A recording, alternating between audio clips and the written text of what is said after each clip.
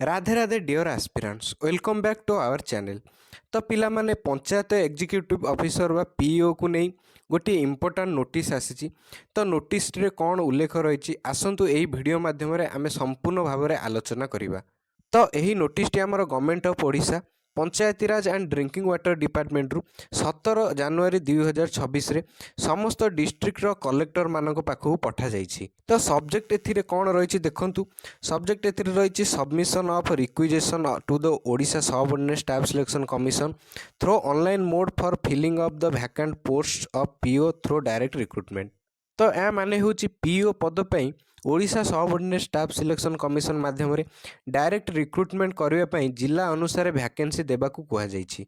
एवं तापर एठी देइछि जो 1501 टी पीओ पदवी आमर पंचायत एग्जीक्यूटिव ऑफिसर पदवी आम एम्पावर्ड कमिटी तरफ एम्पावर्ड कमिटी रु आमर अप्रूवाल होकर थिला।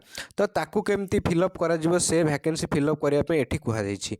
एवं तापर एठी सबु जिलार कलेक्टर मानक एठी कहुଯାଇଛି प्रत्येक जिलार जिलापाल मानक एठी कहुଯାଇଛି जे 7 दिन भितर निज जिलार वैकेंसी डिटेल बा district wise vacancy detail Odisha subordinate staff selection commission पाखकू ऑनलाइन माध्यम रे पठाइबाकू कहुଯାଇଛି।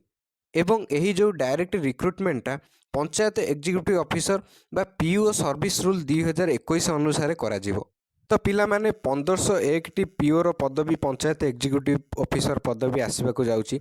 तो आपण माने प्रिपरेशन आपणकर जारी रखंतु।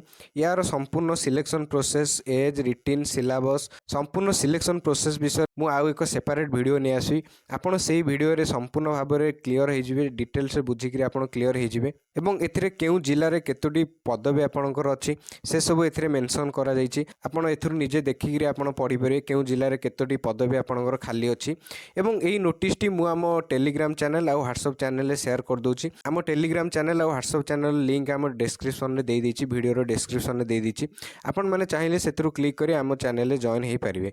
जदि वीडियो टी भल लागिथाय वीडियो टी को लाइक और शेयर करी चैनल टी को सब्सक्राइब कर दियंतु। धन्यवाद।